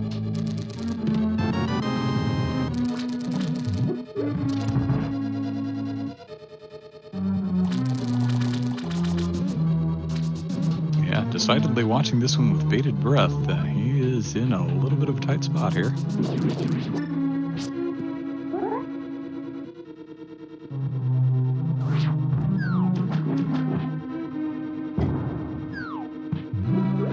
As Technolink goes for the bomb diver down, and 2 fetch quest items in the flooded room. There's that book and shovel. Unfortunately, that book is absolutely worthless to us.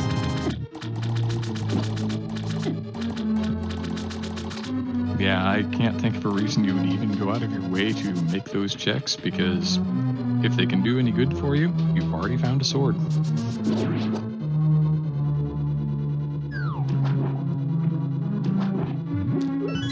Yeah, I mean, maybe, and this is a huge maybe, you check shovel. Like, you're as close as you'll get to it. But I think even then you wait until after doing GT to make such a call. you know, that is your last ditch effort. It looks like Technolink's going to play a little menu simulator 2021 for us here with the hookshot and the swapping over to hammer. Yeah, your options in this fight are either these the menu sim or some double fighter sword spins. I think they're roughly equivalent depending on how efficient you can be with your hits, but yeah, this is not a fun fight either way. I think my personal preference is the fighter sword spins. It just feels a little better. Getting into the menu, especially now that we have quick swap on offer so much, it just feels bad.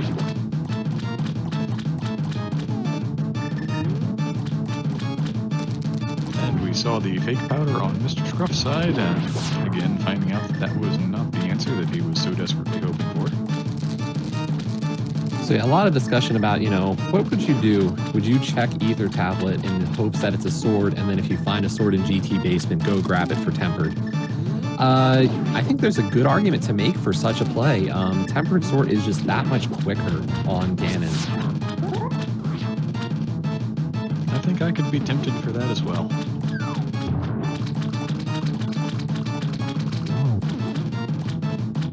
And Technolink with some phase 2 hammer for Argus.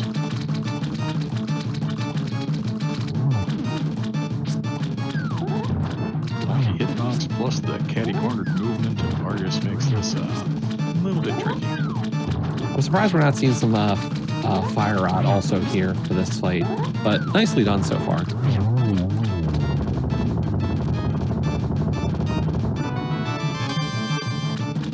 But yeah, if you're unaware of the difference in the Ganon fight, each of phases 1 and 2 are 12 spins of the Master Sword or 12 slashes of tempered, and then phase 4, of course, being the big one with 24 Master Sword spins versus just 12 of the tempered sword. So really a huge time save at the end of the fight. And that is Technolink's 7th crystal at 1 hour, 31 minutes and 30 seconds, and it looks like we are going to get the shovel check. And then I can't imagine you do anything but go into GT. Now, you have to go to GT here. Maybe you stop off and check the Ether Tablet, as we were saying, hoping that that can become your 3rd sword after finding sword number 2 in Ganon's Tower somewhere. But just a big 20 on the shovel. And is Technolink gonna check out Pyramid Fairy at this point?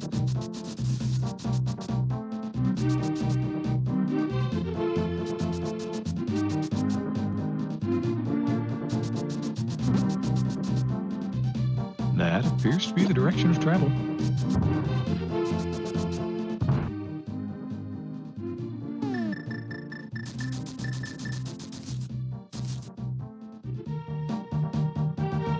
Yeah, this is another question. I don't know if this is a play to make in this kind of situation. I understand being thorough and possibly having, a chance to not have to scour the whole basement, but I think you do. This is something you come back to if you don't find a sword in GT. Yeah, this seems more like a check that I would have expected out of Mr. Scruff, who's been the more thorough of the two runners. It kind of surprises me to see Technolink taking the time to make what's essentially a one-off, or in this case, I suppose a two-off check here, when he has all of those items available to him up in Ganon's Tower.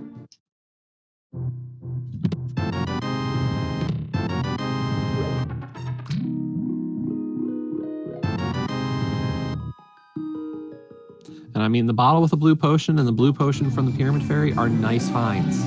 Don't get me wrong, but it's a use of time I don't think I agree with.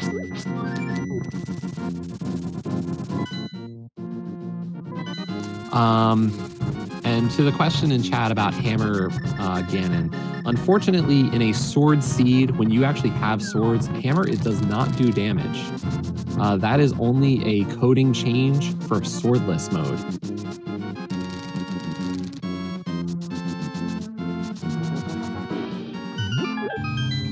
But here we go. We're looking for 2 items in GT. We need a big key and we need a sword.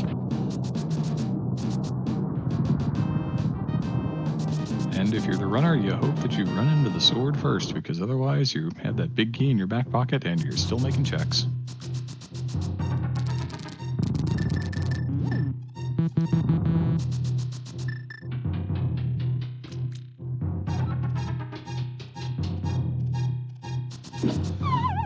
And the numbers I'm seeing are not kind for the most part.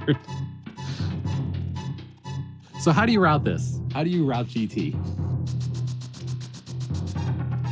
Personally, I'm pretty vanilla when it comes to my GT routing. I'll go to Hope Room, I'll check those 2 chests. If there's a small key there, I'll continue to the right. I'll check through Compass Room and then I'll go left. Otherwise, I'll take those first 2 and then go left.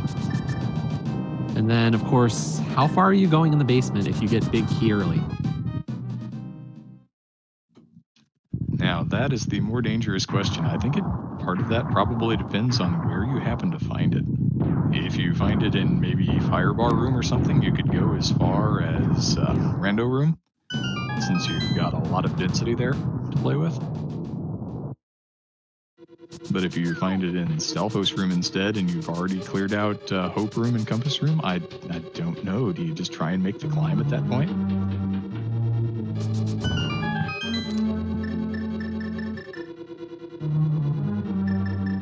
And as you predicted, Mr. Scruff Ninja Tuna is going to check out Pyramid Fairy before heading to GT, kind of keeping with the pattern here.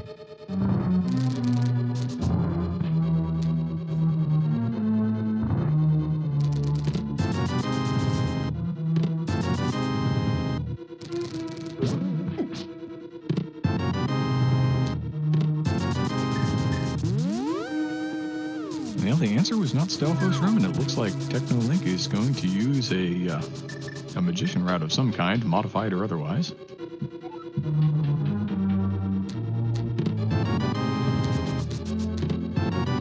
With the big key, small key, it was God GT in Hope Room, but no sword yet.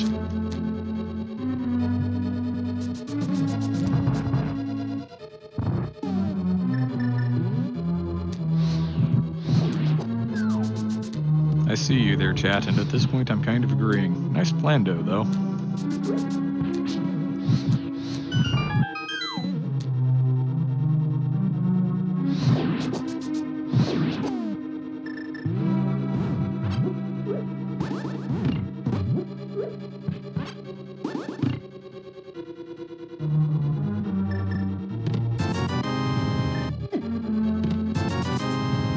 And Compass Room has money, and a sword. There you go. You make one more check just in case it happens to be another sword, and it is not.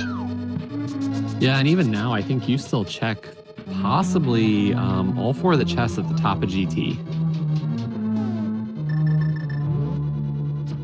I could be convinced Master Sword Silver the Scan is pretty tedious.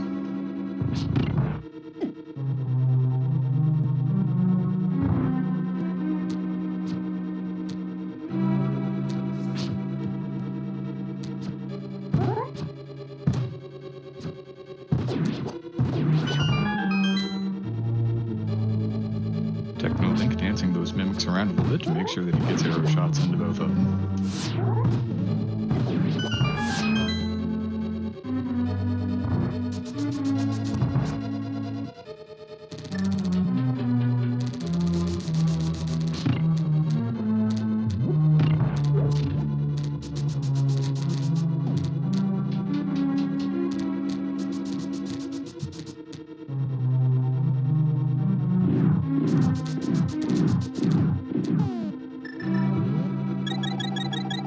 Technolink showing us some more usage of the cape there, and then one of those blue goos that he had in the bank gets burned. Back to full health and full magic.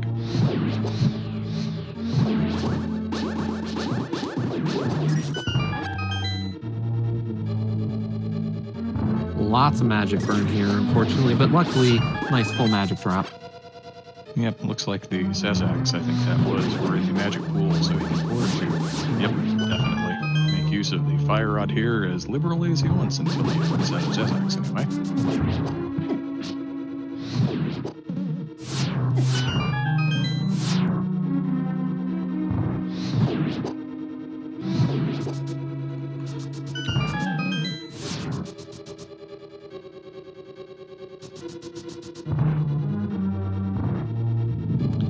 Serap's going to get that second sword a little bit quicker than Technolink was able to.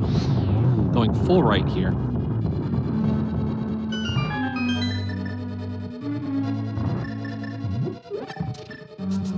I like going at least as far as Compass Room. In this case, you do have the density on offer, because you get 4 here, and then you'll go to Stalfos probably and get 4 more there, but you'll find the sword here.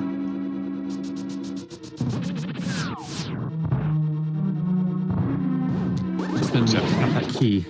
Yep, having not gone to Stalfos, he will have to make this one additional transition to grab that small key. You want to climb with at least 1, because there's not a guarantee that you're going to find 2 up there.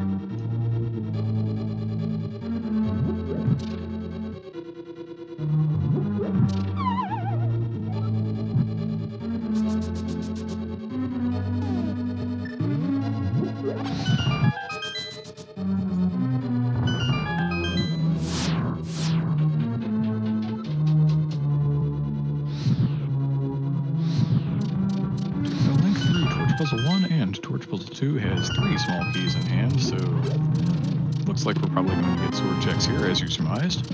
And we get the magic bag for our trouble. Perfect time for it. Going to be able to get that health refill.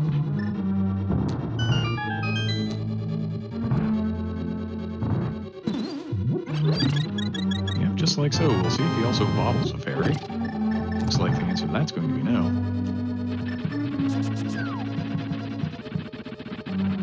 Yeah, Technolink's going to have a little bit of an advantage given having the cape.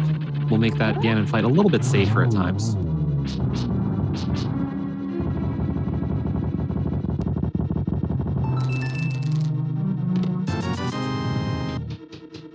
And we are denied a 3rd sword today. Well, Master Sword Silverless it is.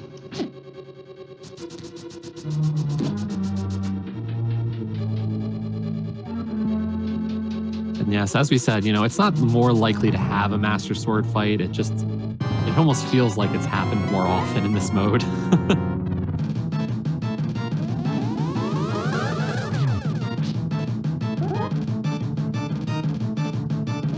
here we see Technolink having an argument with a wizard. Thankfully, with the addition of a couple more wizards, you have a few more shots available to you. But that does not prevent the primary from bringing your day. Yeah, Agonometry is not a fun fight. One that really, you know, everybody benefits from the practice that they put in on it. And these patterns have just not been cooperative.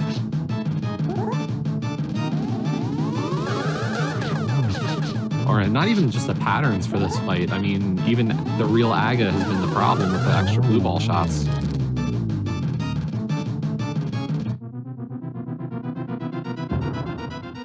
But there he is, safely through at last, and the pig appears and turns into a bat like it does these days.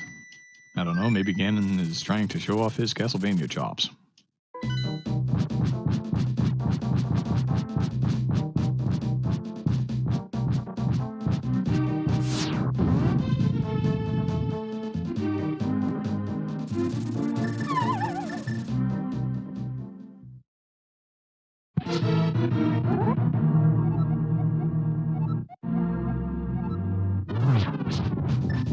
Ganon fancies himself a spicy barbacoa burrito. At this point, it looks more like he's going to be a sword-sliced burrito.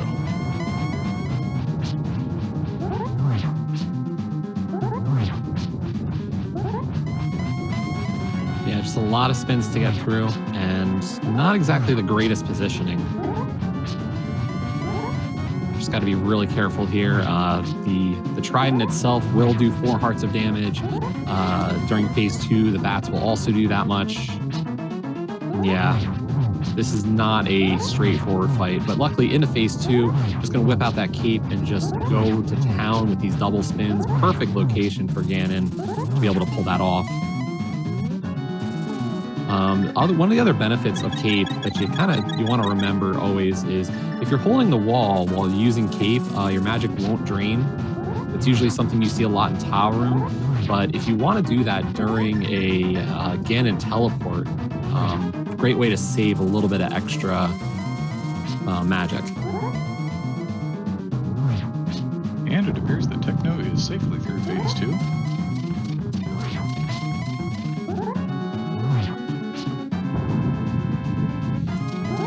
Yeah, the only thing you want to avoid now, I guess, really is a hug. Hugs hurt quite a bit. Hugs on Green Mail are a full 8 hearts of damage.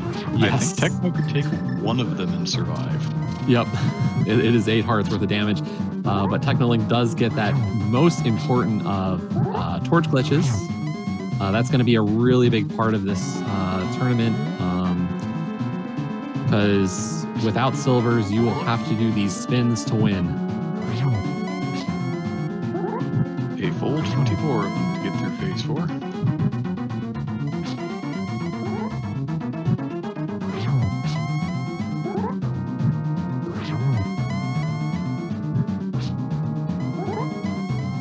Being a little bit safer with magic, going for doubles rather than triples here. I think that's a smart play. You know, sometimes those don't work out the most smoothly, so just going for doubles each time.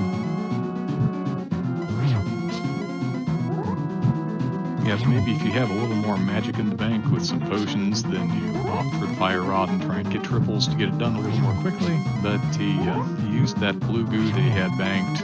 I think 1 in the tower and then 1 in the middle of phase 2 to make sure he had enough magic to survive, and enough hearts to survive for that matter. Meanwhile, Mr. Scruff Ninja Tuna is now into phase 2. Unfortunately on Scruff's side, no magic cape, so this will be strictly, having to dodge through these bats.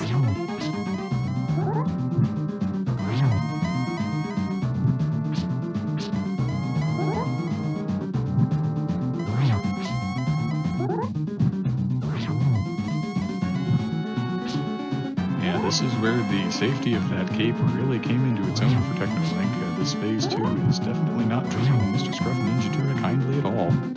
Yeah, unfortunately, fire bats this is a very difficult part of the fight. And that's unfortunately... He has to pop a fairy. Yep.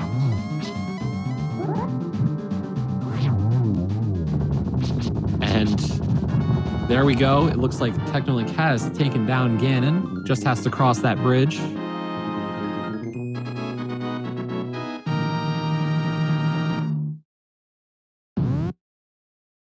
And get those GGs in chat for Technolink, who has finished officially with a racetime.gg time of 1:47:36.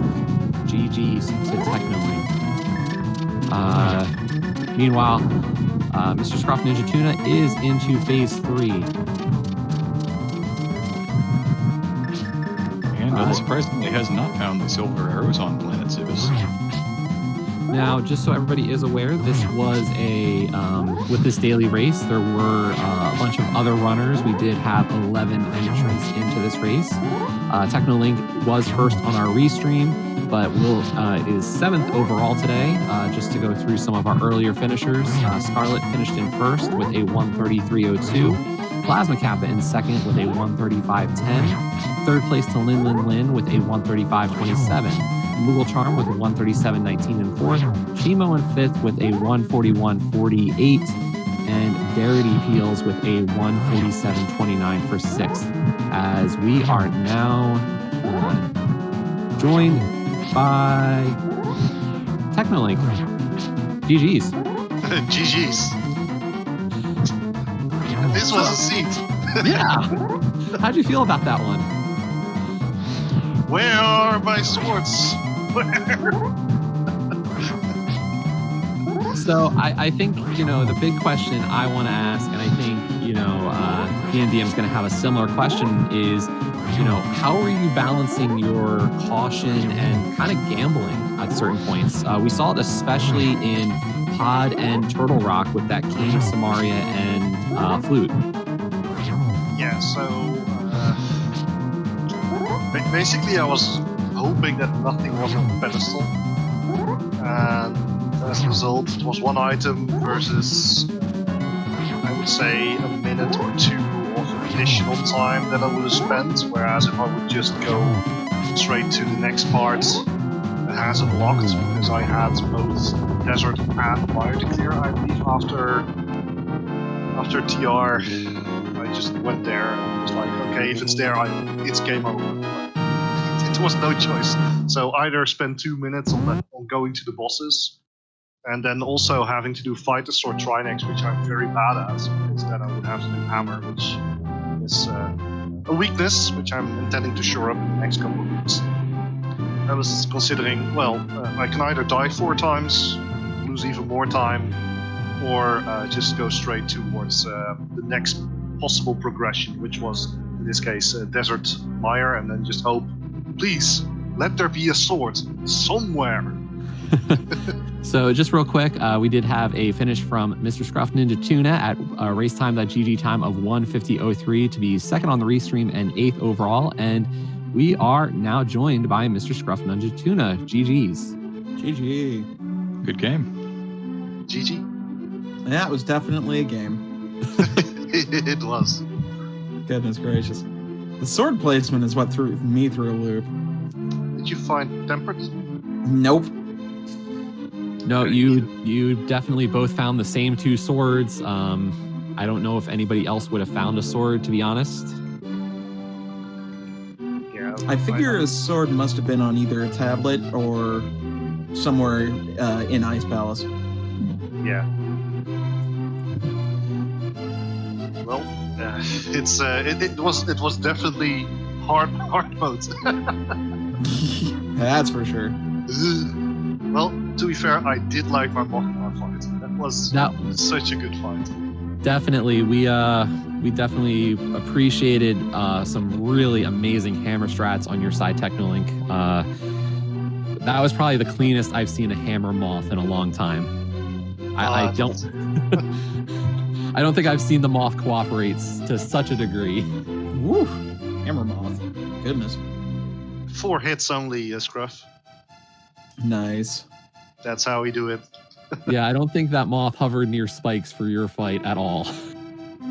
Well, the good part with hammer is that you usually get in 2 hits at the start because of the fact how the hammer always puts you in the exact same spot, or rather puts moth in the exact same spot. But yeah, that felt so good. I was like, yes. But then the boots in Thieves Town. Why were the boots in Thieves Town? It's not funny. So hilarious. I will say it was quite interesting watching both of you at the same time. Technolink, I think your early routing, a little bit more advantageous, being able to heading up Death Mountain a little earlier, whereas Scruff, you found the boots quite a bit sooner. You made that front 4 dive into Thieves for the boots. I think the big difference here was thoroughness throughout. Scruff definitely doing more checks in terms of, making attempts at some of the more deep into those pendant dungeons, especially going for the Helma kill. So just a few things like that. Yeah, that was something I noticed as well. It seems, Scruff, that you were very consciously trying to make all of your checks in any area that you got into. Was that a conscious decision based on the mode or something else? It wasn't at first, but then after a bit I was like, yeah, screw it. In any case, I am going to get ready for another run, so as you might have noticed. And I gotta go run some errands. But GG's. GG's, definitely. It was a very, very interesting seed, and if this is what we can expect during the main tournaments, then oh boy. There are 2 swords out there, they just weren't found today. Well, Scruff, did you find the silvers? I found the silvers. Yeah, I saw them thrown at me. No! Well, that was pretty funny. It was. Right. I'll be speaking to you soon again, and of course, thanks to the commentators for commentating our race. Yes, Indeed. Big thank you to both of our runners today, Technolink and Mr. Scruff Ninja Tuna. We do have their links to both of their channels in the chat, so be sure to drop them both a follow. Yeah, thank you guys both for putting on a great show this afternoon, or evening, depending on where you actually happen to be playing from. Evening here, and well, you're welcome. Right, I'm heading off to the final open of this season. Yes, of course. Yes. See you around. Goodbye. Talk to you. Thank you. Bye, everybody. So I believe with that, we are pretty much done for today. Also, make sure to give a follow over to our tracker. Kind of always an unsung hero for these kinds of events. T Sigma doing a great job keeping us on our, up to date on all the items. Much appreciated. And of course, my co-commentator, me and DM, been a pleasure. It certainly has. Radical Sniper, you have definitely kept me on my toes. It was a whole lot of fun. Looking forward at the remainder of the speed gaming schedule today. At 5 p.m. Eastern, we have a Hollow Knight All-Skills Tournament match. That looks like it's scheduled to run for a couple of hours. And then at 9 p.m. Eastern, a Super Metroid and Link to the Past combo randomizer normal mode. So if you have not yet gotten your fill of speed gaming and or rando, we still have a little more coming your way. Both of those are on Speed Gaming Prime. Yeah, and we, in terms of daily races, there are, of course, it is a daily race throughout the week. So definitely check those out if you're looking for Link to the Past randomizer. Tomorrow is a mystery using the league weights from Season 3. And we do have another hard item pool standard for Wednesday at 11 p.m. So a lot of opportunities for the daily if you're looking for some practice before the main tourney.